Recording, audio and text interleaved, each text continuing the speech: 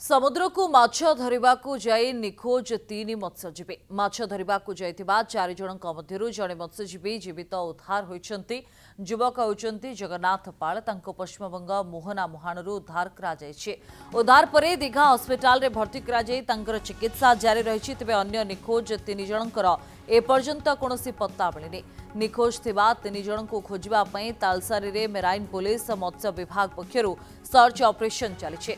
सूचना अनुसार बालेश्वर जिला बालियापाल ब्लॉक चौमुख पंचायत कंकड़ापाल ग्रामर डंगा मालिक मधुसूदन गिरी, गोपाल गिरी, रवींद्र गिरी और जगन्नाथ पाल चारि जण गतकाली माछ मारिबा पई समुद्र को जाइथिले।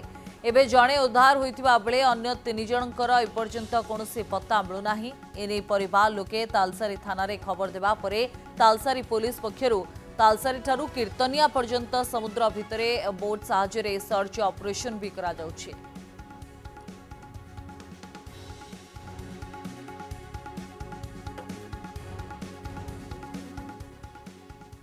तांको भाई तांको बापा मोट चारि जण फिशिंग पई जाइथिले छोट बोट नहीं।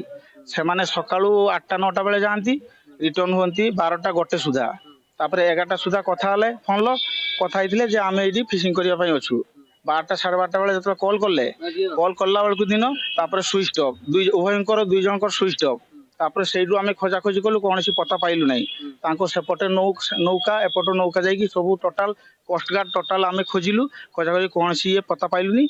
एबे आमे एडी आमे दीघा मुहाणारू जनको उद्धार करि पाइछु।